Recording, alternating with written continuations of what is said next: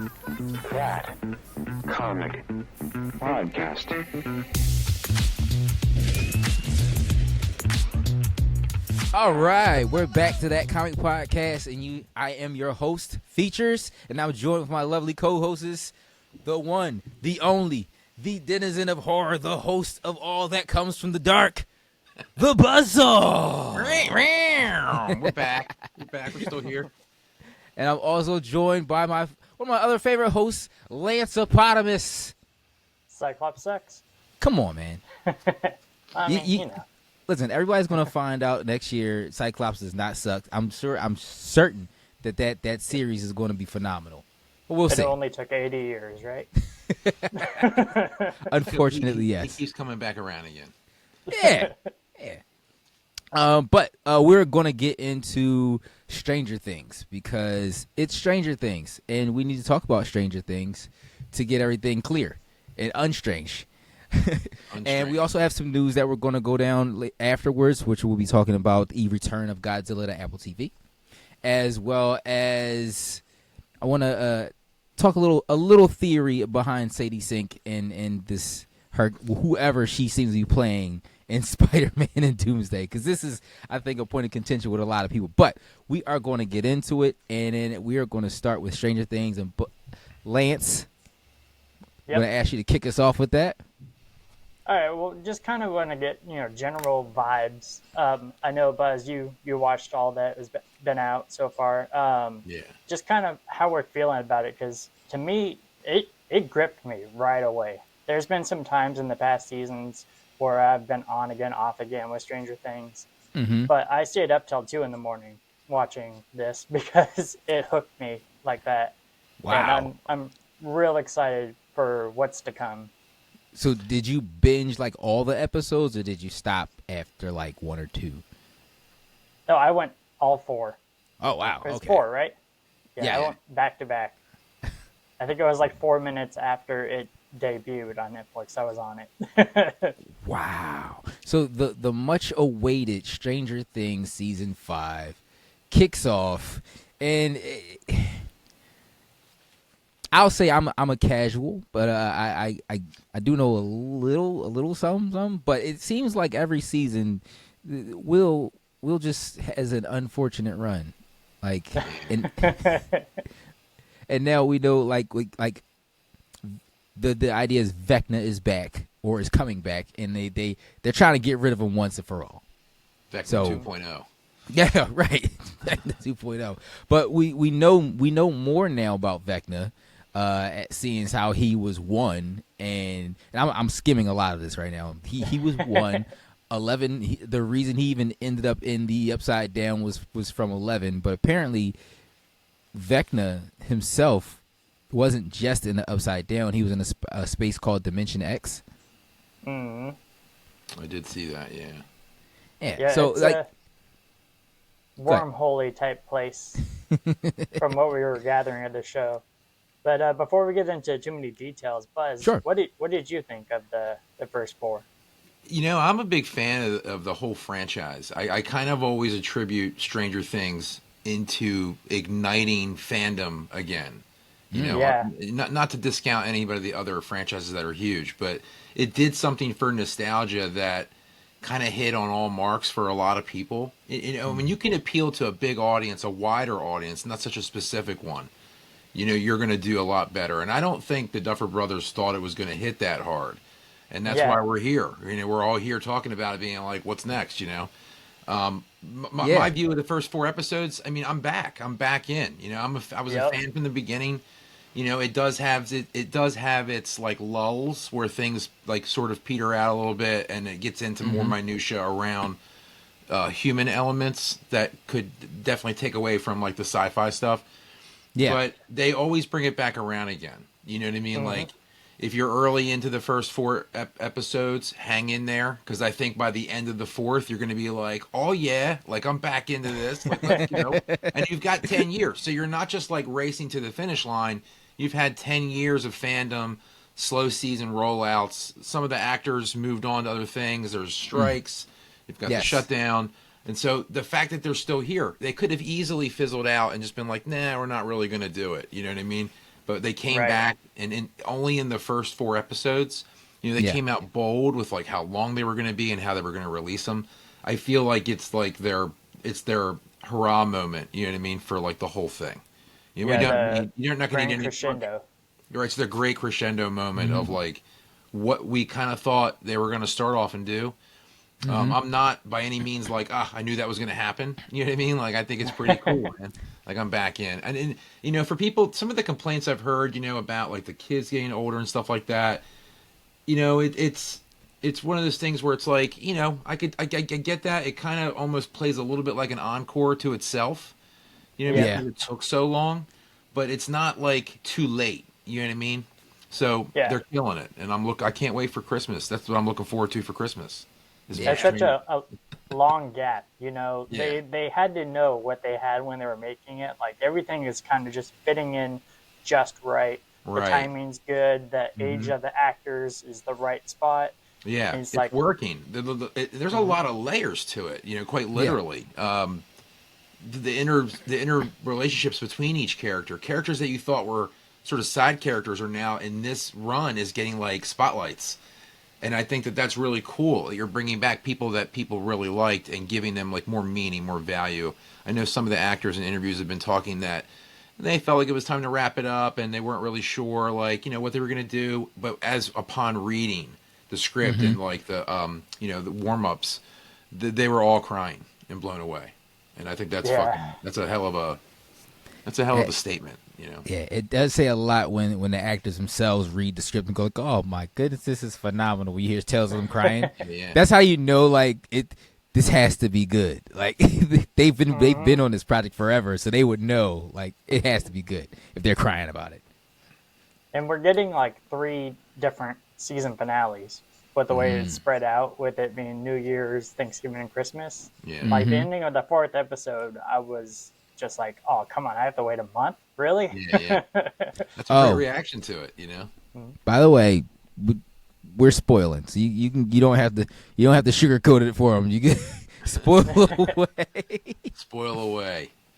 So one of the things that really contributes to this season is the Stranger Things play or musical. I'm not actually quite sure if it's a musical or not, but there's some story that really ties into the background of Henry and Vecna and how that all really came to be. One of the things that they kind of pointed out was that Henry went into the cave and found technology that he wasn't supposed to find as a younger, and that put him in that Dimension X you mentioned. And the way that he came back, and we don't know the entire specifics of how he came back, when he came back, or why, but when he went to the Rainbow Room, they actually used his blood to give to the other kids there, and that's how they started developing powers. Yeah. And I'm not sure if they were actually going to cover that in the show, but that was something specific to the play. Yeah, and they've said that's canon, right? So yeah, I believe so. Yes. They have said that's canon. It seems, you know, very Duffer Brothers to try to like overlap media to tell a story. Kind of like a Kingdom Hearts vibe, where you gotta get the PSP version and the DS version and the PlayStation version. But you know what? I'm a fan of that kind of storytelling though. When there is kind of like this other thing that gives you a little bit more information. It is canon, but it's not part of the main story because it kind of it lends more to the lore of what you're watching, and I love things like that. So this play it itself being canon and giving you a large kind of like it seems like it's really like a large backstory of Vecna and Henry Watson's. That's what a name. But and I enjoy things like that, and I think that's one of the things about Stranger Things that keeps people coming back, because you could be like myself. I fell off. I came back on, and I fell off. But it seems like no matter when you come back in, there's always this extra piece of things that always attracts you, like that type of writing and storytelling. It's so gripping, like you said earlier. So that's. I'm not saying like you haven't watched Stranger Things in a long time, jump on the 5th season, but you know it'll still grab you the same way. And this kind of ultimate conclusion that the story is coming to is very gripping in the way that we see Vecna laying the chess pieces around, and you kind of get the ins and outs, and start seeing inside his mind. And I know we're going to talk a little bit about Sadie Sink later in the show, but her development as an actress is shining in this show. And you see Max and you see Holly in this kind of dimension that's like his mind. And the Duffer brothers did point out that it was almost like The Cell with Jennifer Lopez, where they go inside the mind of the serial killer. And maybe that could be the way they ultimately bring Vecna down. Yeah, they'll but probably it is have exciting to go, to see. They'll probably have to go after Henry in wherever he's at, like in that space. Yeah, right. They'll have to find him through the later process. But yeah, I mean, they're, you know, the characters are evolving so much than from when they started. You know, they start off as these very innocent, sort of nubile, carefree kids, and they're becoming like sort of hardened, battled warriors. Yeah, through the whole process. And you know, you got Will now developing powers. You know, that of Vecna. You've got you know, Max playing around in the world. It's almost like the characters have leveled up, like in Dungeons and Dragons. You know, with experience points, and they get more skills and stuff like that. I mean, it really does feel like that. Yeah. I mean, I don't think it's a mistake. I think that's kind of like they're writing it from that perspective, and so you're getting like this quite literally is like the last season for it. You know, the final battle. Characters are all like mature and developed, and it's time to like, you know, go after the big bad. You know. Do you have any theories?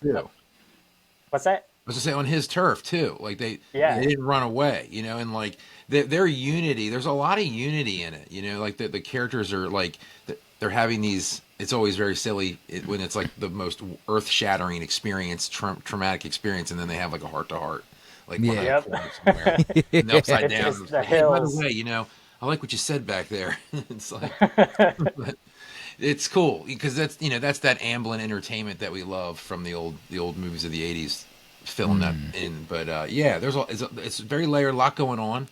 You know, I can't wait for more. They're doing a good job.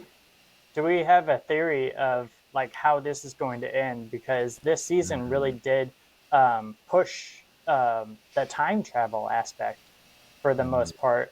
There's a lot of hints with the Wrinkle in Time. They mentioned the flux capacitor. There's different kind of hints at it, and I really hope it's not. This was all a D&D campaign, like the entire time. With the trick at the end. That's interesting, because I do like, feel the D&D vibes. Characters. It's possible, man. I mean, that's a very never-ending story moment. Yep. You know what I mean? Exactly. Where it's like the kid went on that crazy adventure, you know, all the sad stuff, the epic stuff. Yeah. And he's like closing the book. You know, it's like Right. You know what? Due to to like the 80s style vibe that Stranger Things gives off, like if I had to compare it to like two films, like one being horror and another kind of being like a definitely sci-fi wizardry type stuff, fantasy. It would be like, yes, fantasy. It would be Freddy. Kind of hard to figure out which Freddy movie it would be. Part 3. And then Harry Potter a little bit. I'm feeling a little bit of like a mixture of those vibes. One, because you have this character, this bad guy who's lives in another dimension, and then Freddy, his dimension was the dream world or dreamscape. Yeah. How do you beat Freddy? You go to his turf and then bring him to yours. Yeah, and that's kind of how I see this kind of going a little bit. Yeah, I think that's dead on, man. I mean, all the the portals opening up to the upside down, kind of all over now. Like it's like the two worlds are so close together, like a locking mechanism that's reached its point. Click, right? And it's like, and it's all opening up. You know, as Freddy went on, he was jumping in and out of that stuff all the time. You know, it's so subtle. So, yeah, it got kind of ridiculous towards the end. Freddy. Yeah, don't get me on a tangent on Freddy tangent. But one of the. Go ahead. I'm sorry. Well, one of the things that I kind of noticed during watching my rewatch of Stranger Things was specifically the kids who Vecna was targeting. It's almost like he's making these kind of apostles for his dimension. But one of the things I noticed was every kid that he specifically finds is immersed in some kind of fantasy. Like the kids in the beginning are playing D&D. You've got the Wrinkle in Time fantasy. You've got the kid who was in the cafeteria, I believe that was, who was playing his Nintendo games. Oh, everyone, shit, Derek. Everyone that he focuses on are all immersed in some kind of fantasy. Yeah, like our minds are like more malleable for like impression, the impression of what Vecna has to put into you to make you believe that, oh, come with me. It's, what is it, the Mr. What's-It thing? Yeah. Yeah, it's which is a spin-off of Miss What's-It from Wrinkle in Time, right? Right. Yeah. Absolutely. That book was read to me when I was in 4th grade. Oh wow. And I blame it for my like fascination with like the infinite view of reality. Oh yeah. At 8 years a old. deep book. Now, I never read The Wrinkle in Time. People on the internet's don't shame me. You won't have to. There's going to be a movie soon. Right? Oh, sweet. I'll watch that then. But like, do we think that book or the contents of that book are going to lead to like other things, like how they actually bring things to a close? Like, I think so. Yeah, probably. They're relying on it heavy. I don't think it's a cop-out, but I think it's a great nod since they do the nostalgia thing. And it's like, I didn't see that coming, and I'm a fan of that book, and I've always been a fan of that book since I was a kid, and I didn't see that coming, but I'm the same age as the Duffer brothers, so it makes sense that they would pull that in. It is. It's exciting. Sorry. To see all these things and to theorize all these things with the Wrinkle in Time and the time travel and everything. But at the end of the last episode, when Will kind of awakens, his powers were very similar to Vecna's style of powers. But I believe the Duffer brothers or something along, someone said somewhere that his powers are not like Eleven's. They're proximity based. And so seeing that and seeing how he was able to kind of just control all the Demogorgons and everything, what's going to happen when he's put in a situation where he's not in proximity? Yeah. It feels like the kid from Game of Thrones, the wolf, or not the wolf, the raven. I don't know if you guys watched that or not. Yeah, I know what you're talking about. I think it was Brandon Stark. Brandon Stark became the Raven. Totally. Yeah, I think 11 and Will are going to have to do something together. Oh, I wonder to if 11 is proximity. I wonder. Yeah, like I think they're going to have to work together. I don't know. I think they're all going to have to work together, just like in a Dungeons and Dragons, melee combat adventure. Like Max from the inside, the other kids in the physical realm. Or the Upside Down, and then the energy workers working together. It's going to have this big crescendo moment, I'm sure, with melting down or separating Vecna from Henry, like Banner from Hulk. Right. I need more. I'm excited about it. Yeah. The theories are running rampant right now too. Like stuff's going crazy. They really are. And it's cool because it's overpowering, like sort of the shade that it's getting for coming coming too late. I have some good friends that are like, I didn't like it. And I'm like, nah, it's a bummer. You know what I mean? Like, I'm excited. It's cool to see these characters. Enjoy stuff. Yeah, it's just cool to see these characters who started off so meek become so strong and united. And it's like, as long as that persistence among them continues to grow, it doesn't break them, then they're going to beat it. And it's the light versus dark storyline. You can't beat that. That's in everything, Now, I do have a question, right? Because I'm only on the second episode of the 5th season. I know you guys have finished it, but do they? And I'll ask this question for the people who are probably where I'm at, and they want the spoiler. And if you don't, turn this off right now. But do they fully explain what Vecna does to Will, like when he first gets into the Upside Down? Like they do that weird tentacle thing, which and he's like, we're going to do beautiful things together. And then, clearly, as you're watching the first episode and even into the second, you understand like whatever it was you did, it's how he's connected to the Upside Down. It's definitely how he's connected to the Demogorgons. Right. But like, what was it that Vecna did to him that caused that connection? Like, I don't know what he was stuffing inside his body, or was the intention to take over Will's body at a later date? Like, do they even talk about that at all? They didn't really go into too much detail what happens between that point and when we see Will kind of awaken.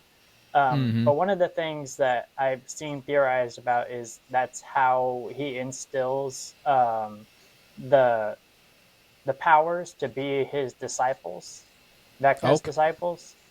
And that's kind of that process. You see the kids in the different areas that are kind of bound to this room that he has that are all connected by the face. And it makes me wonder if it's kind of a hibernation, like birthing pod process.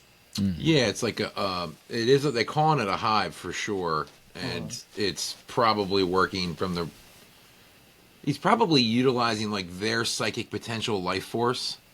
Right. You know, sometimes it's called like loosh energy. You know, I've heard that. Yeah. It's the will, and it's like I feel like he's feeding off of that. You know what I mean? Like some kind of black goo. That was a rough scene, though. It's tough to watch that happen to them kids. Yeah.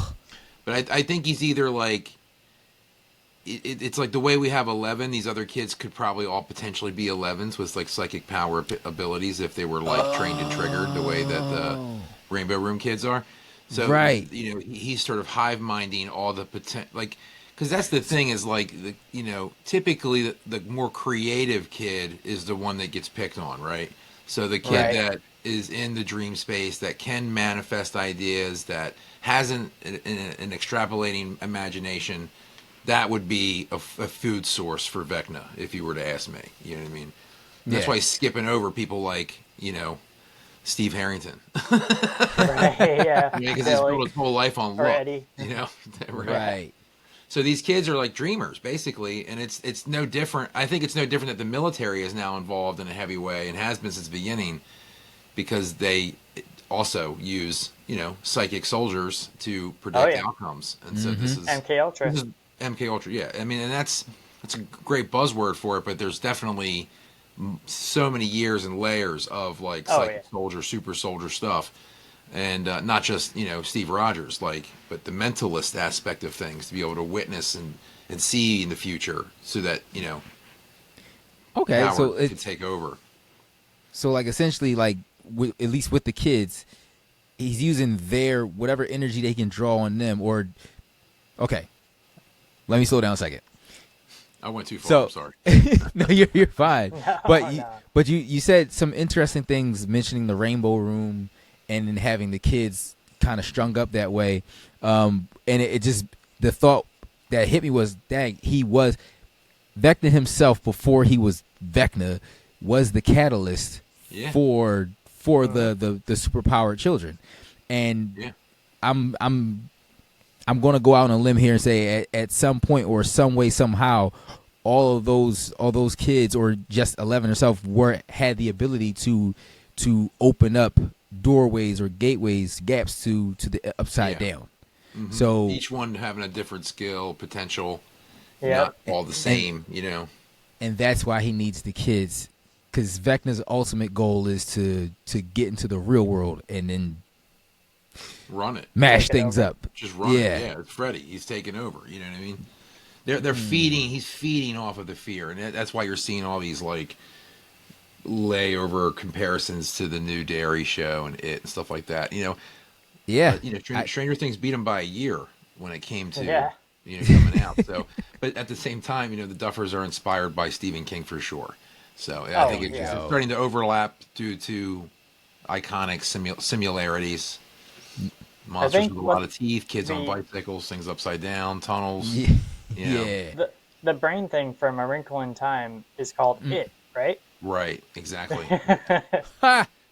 So Yeah. there's that. Yeah, I don't think it's an accident, but I also don't think it's like plagiarism. You know what I mean? I think it's Right. just like everything is relative. The storylines are Right. relative. It I don't does. see much That's a good difference word for it. in Monster Squad and the Goonies. You know what I mean? Like, Right. they're just Mhm. different motifs. One's a pirate motif, one's a universal monster motif.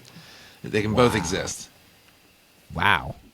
I mean, speaking of monsters existing in both, there's also and then we're bouncing out of Stranger Things from now, right? At this point, All right. but there's also now the return of a quote unquote Godzilla with the Apple updating us on the release of a season 2 of Monarch, right? As a prequel. As a prequel. Yes, it's going to take place during the Cold War. There's not a whole lot of info about it, but it's supposed to be a story wrapped around the emergence of these monsters There you go. coming to the world. Yeah, drop a couple atom bombs, wake up a couple ancient million-year-old Right. relic monster beings that you can't handle. Mom, there's a Godzilla outside my window. Yeah. The car alarm's going off. Right. Right. Hey, there's an earthquake happening, but they didn't mention it. It's like happening every other. What's going on here? The funny thing about this to me is, Monarch itself. Did anybody watch the first season? I did. I actually didn't You did? check it out, but I'm here to learn. Okay. I mean, okay. So here's my thing. With the first season, I started it, and I'll tell you why I stopped watching it. Because they sold us on the idea of a Godzilla TV show, and it had almost zero to no Godzilla in it, and that's why I Gotham fell and off of Batman. Monarch. Exactly. It Go felt ahead. like they were trying to keep the prestige of seeing the monsters a prestige, a sacred thing. They were focusing a lot more on the human story of it and less on the monsters. And so when you did see them, you saw like the pterodactyl creature in the first one that kind of flew by. Yeah. You kind of get them in glimpses, and it starves you. And they wanted to make you want more, but it wasn't playing. It was playing a little slow for what they were optimistic about. Okay. So my thing with that is, and I don't know if you guys. I think we talked about this a while ago. I know me and Minty definitely agreed on some things, and I'll take his stance that he has on like Jurassic Park. Right? We watched Jurassic Park for the dinosaurs. Right. I don't really care about the humans so much. Just Right. send them through the gauntlet of dinosaurs and how they make it out. That's the interesting part, right? But like with Godzilla, I can see how you can starve a little bit, but ultimately we come to a Godzilla show for Godzilla. And when you don't give people that, it's just like, what am I gonna burn watching them. this for? You're going to Yeah. burn them. Yeah. Now they're pissed. Yeah. You know? Go ahead. Sorry, go ahead. No, I think that like there is a way to do that. Like for example, with the very first not very first, but the first Godzilla remake that's now the franchise version. In that first movie, you saw Godzilla, but Godzilla spent a lot of time swimming from continent to continent for the most part. There was a big fight in the end, and then you saw Godzilla when he first gets out the water, and it's not often in that film. And they hit you with enough content to go like, oh, okay, this is how this goes. This is how this goes. I think with Monarch, the struggle with that is that it is a TV show and not a movie. So like, you need people to come back, not just keep people's butts in the seats. You need them to come back to the show. And I think that'll be the struggle. People aren't anticipating the hour and a half payoff. You're now getting a 10-hour payoff instead. Right. And people don't have the attention spans for that quite anymore in a lot of these shows. People had to watch like 12 seasons of Smallville just to see that. So, right. To get the red and blue blur. Yeah. and here's the thing. The first Monarch itself was itself is a prequel, but it's about the actual government agency that finds, locates, and investigates these monsters. So you would think that we would get kind of like the origins of all the different monsters that we've come across in the film so far already, but they didn't do that. So I think Right. that's what kind of made it like And weird. I think that's So what this prequel show is. I think that's Yeah. exactly what this is. And they said Wyatt Russell is supposed to be in it, so I'm not quite sure how that works out. I don't remember what era Monarch took place in, but I feel like it was pretty close to present day, right? Close to. I think it is actually is close to, like around that 50s, 60s, 70s era. Yeah, I think okay. so. So not too terribly far off. Yeah, not too far off. And it's funny, but I mean, I like the fact that like U.S. Agent is in there because in the comics, Godzilla's been going through every universe, Marvel, DC, and he's having one-offs fighting different heroes. So U.S. Agent versus Godzilla, I'm here for it. Let's see what he does. He picks up a trash can lid. We know what happened. Right. Oh man.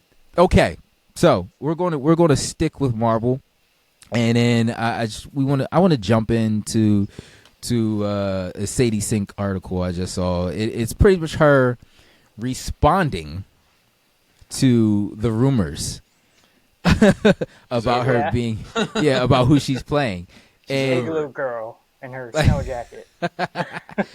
but Sadie Sink allegedly, not allegedly, but what Sadie Sink says in this article is simply people have she's like the rumors and everything started before she even really knew what was going on, before she even started filming her part. So everything was just happening as fast as a blur. But she herself said people are speculating a lot of things, and I understand they think I'm going to be this one character, but the thing they're forgetting about is like your hair color can change. Boom. Bomb dropped. So that it made my mind go off, and I was like, well, who else would she play that would be in Spider-Man 4 and in Doomsday? Like, right. that would make sense, right? I still think she's going to be Jean Grey. I'm not leaving that. I'm not leaving that at all. But I couldn't think of who else she might be. Like, who would be relevant for Spider-Man 4 and Doomsday. There's so many characters that she could be. Seeing her in this new Stranger Things and just seeing how much she's progressed as an actress, and her face kind of has changed shape from that kind of juvenile look she had before. Yes. And it's endless opportunities. Like you could literally put her in any spot and I would be okay with it. Yo, she's gonna be the main character. Like, she's a main character actress. Absolutely. Everybody thought, the actress that played 11 was gonna blow up, and rightfully so. They were in a ton of stuff, but you can see the trajectory. You know what I mean? Like, none of the other Stranger Things kids are in Marvel. Yeah. Harbor is. Yeah. But, right. It takes a lot to get to that level, and she is the example that she's doing in this season. It's showing that she could lead. She's got the chops. The whole thing. So even though the Jean Grey typically isn't the leader of the X-Men, she kind of is with like the Phoenix power. You know what I mean? She more powerful than Magneto. Big part of the become story. The leader. Yeah. You need a young. I mean, I know it's like a whole redhead thing, but like the other elements are just as prevalent. You know what I mean? Yeah. I think that's what Lance is trying to say, basically. Oh yeah. Yeah. And she expressed how frustrating it is to not be able to talk about it. God, I bet they make so many mistakes. Like, I know. like, we don't have a Hawk movie because of that. You know what I mean? Like, Right. Right. He Yeah. can't keep his mouth shut. Hey, but you know what though? Her response to that was very effective, and it threw me off. But I still am there thinking that she's Jean Grey. But a little while ago, I did see a rumor. It had no legs. It still doesn't. That she was cast as Madeline Pryor, and we all come to find out that wasn't really real. But I think it needs some thought. I don't think anything's not real until we see the movie. You're very Right. correct. We're getting a trailer soon, right? Yes, trailer Maybe soon it'll as a slip. new Avatar movie. Maybe something will slip in there. But here's the thing, right? I just want to touch on the possibility of her being Madeline Pryor, right? We pretty much know the X-Men history, right? What we don't know is where they're going to start at in the Mutant Saga. We also don't know who the first big bad mutant might be. All right. But let's say she's Madeline Pryor. All right. She can pretend to be Jean Grey for a few films until we find out she's Madeline Pryor. When we find out she's Madeline Pryor, what villain's a big part of that storyline that we've kind of seen a lot of hints at in Deadpool and a few other films that we might be getting, but it hasn't happened so far. Mr. Sinister. Oh.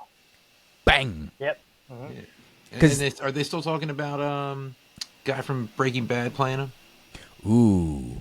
Cranston. Bryan Cranston? That was the talk, yeah. That would be amazing. When Disney first got Marvel. That was a minute ago. That sounds incredible. That's an old rumor. Yeah, that was an old rumor. You know what? That would be incredible. I think Bryan Cranston would knock that role out the park. Yo, really, not for nothing. I know I'm going to get a lot of hate for this in the comments, but like the New Mutants movie, like it had a horror edge to it, and like, yes, you know what I mean. So, like, if you go that way with Mr. Sinister and Sadie Sink playing Madeline, like you're picking right back up where that New Mutants movie left off. I'm sorry. Yeah, and that would tie Joy into Taylor's magic was fire, dude. Yeah, it would tie in so many things. It would tie in so many things, and it saves you from having you can use Mr. Sinister in the same way the previous movies used Magneto. Yeah. Like they never truly beat him, and he never truly does anything that they can't overcome. So you can have him for one or two movies right before you get into somebody like Apocalypse. Because from Sinister, and Sinister has ties to Apocalypse. So he's almost like a gateway villain in this instance. So and that rumor, like that, again, like seeing, it was, again, fake report, but that rumor it started the gears turning in my head. Like, you know what? It might not have legs because we don't know anything, but what if? Yeah, what if? What if? You can say that with Marvel forever. Right. Yeah. Because they have 80 to 90 years of legacy of what if, and then doing it. Right. So, yeah. And it honestly, it leads into so many more stories. And it's also how you would get Cable into the MCU. I mean, he's there because of Deadpool, but now you got a actual backstory. Like there's so much they can do with that, and it's funny because like I kind of hoping it was true, but at the same time I was like I need more verification than this. It's fun to speculate, it really is, because the opportunities are endless, and when you see the set photos that were leaked, I don't ever believe anything is truly leaked on some of these, but her hair's covered up, her body's covered up. You barely see these shoes that could be a misdirect as well. I mean, she could be anyone from like Jean Grey to Storm. Kitty Pryde. Kitty Pryde, Oh yeah, no, that's a thing. Right. So she could be Black Panther. Well, I mean, maybe. No, just Mysterio. I can only say that because of Bruce Panther. But you know what? I wouldn't be surprised if she was an X-Men though, because you're getting Hawk, Punisher, Spider-Man. It's a little bit like all over the place. So another all over the place character just kind of goes with what they've already got going on. Yeah, but you know what? There are so many of the rumors and leaks that I don't think are being put together in a proper order, almost. But I think they all are telling us something, which I would love to get into. But I think that's going to be another show, another discussion for another time, because that's going to require a larger group think, because it's. So let me ask you guys: she's appearing in Doomsday and in Spider-Man. Mm-hmm. I believe so. Yes. Yeah. All right. So that would lead me more to an X-Man character than a Spider-Man character. Right. The other rumor for her was being Mayday Parker, but No, I mean I get that and I see that as well, but I'm also like if she's in Doomsday too, then I don't know if it would be a Spider-Man character necessarily. Right. And that's where I'm at. Well, that's why I'm like, no, I With still no think build Jean up, Grey. like no previous build up too. Yeah. And that's why I think it's Jean Grey. But the not likelihood, but the probability of it being Madeline Pryor, again, I think opens up way more stories. No, and I mean, as a fan, I like that idea better. Yeah. We'll see what they do. And honestly, I think it would serve the writers in the MCU better, just to have stories. Okay, now we can play around with this, and then we can use this, we can do that. How are we going to put this together? And it's like we say all the time. There are so many stories that they can already use. It's not the question of which one, but how do we do it? You know, and we're, like I said, we're gonna speculate until the end of our days, but it really gives us something to look forward to. A lot of this stuff is circling around in the age of AI technology. It's really hard to know what's what now. Yep. But we're getting a trailer when? December 9th? Yes, in the new Avatar film, we should be seeing the Doomsday trailer, I believe it is. Yeah. I'm going to be that guy that's in the back that bought the ticket just for the trailer. Right. And then They'll walk right out. Same. Yep. I wonder if they'll give me a refund after that. I don't know. But that being said, Features, Yes, sir. you want to do that thing? All right. Well, you can find us on every social media site as at That Comic Podcast, on X or Twitter, whichever you like to call it. You can find us at That Comic Pod. But even more importantly, you've watched this video, you've came all the way to YouTube. Click that like button, subscribe, comment, tell your friends, and don't forget to hit that bell that gives you notifications whenever we drop things, because when we drop it hard. Oh, yeah. Yeah. So, once again, I'm Features. I'm Buzz. I'm Lance. And it's been real. Oh, snap, that's back. Oh, no, He's it's coming. back now. Oh, God. Oh no. Deuces. That's that. Later. And that's that. That's that. That's that. That's that. That's that. That's that. That's that. That's that. That's that.